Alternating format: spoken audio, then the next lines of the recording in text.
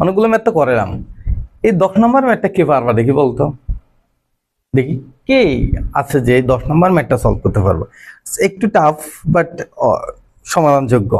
চলো এটা কিভাবে সলভ করব, আমরা টিক্স খাটাই সেটাতে চলে যাই। সেম ভাবে আমরা আগের মতো লিখবো, দেওয়া আছে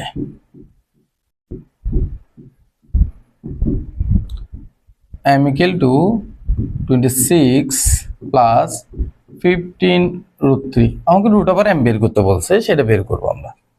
এর আগে দেখো কিভাবে করব আমরা। এখানে আছে 15 না, আমাদের কিন্তু একটা 2 প্রয়োজন থাকতো সবসময় সূত্রে ফেলার জন্য, ঠিক না? এখানে এই 2টা 15কে বাংলায় 7.5 চলে আসবে, দশমিক সংখ্যা চলে আসবে। আমরা এই যে দশমিক ভগ্নাংশতে আনবো না, পূর্ণ সংখ্যা লাগবে। এজন্য একটা 2 আমরা নিজেদের থেকে দিব। কোত্থেকে দিব?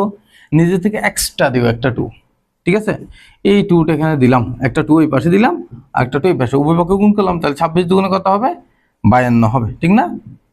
ওই পক্ষে গুণ করে দিলাম 2 দিয়ে, তাহলে 2 × 15 √ 3। এবার লিখে যায় না, দেখো তো। তাহলে 2m সমান কি, আমরা এটা পাচ্ছি। এখন এটা সূত্রে চলে আসছে, দেখো 2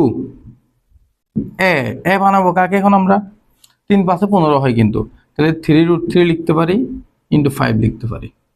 3 √ 3 × 5, 2টা আলাদা থাকবে, 2টা আলাদা থাকবে। এরপর আমরা এই 2টা স্কোয়ার করে এটা হয় কিনা দেখব।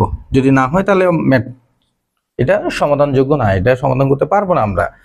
নেইদার 2 √ 3, এই যে সরি 3 √ 3 উপর স্কোয়ার দিব এবং 5 এর উপর স্কোয়ার দিব, কারণ আমার তো 52 মিলেই তো হবে।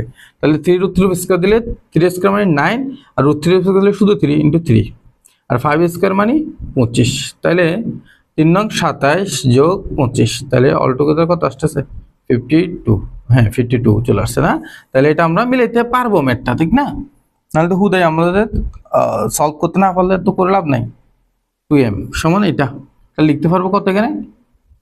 তাহলে 3 √ 3 সমান কত ছিল? 27, আর এখানে ছিল 25।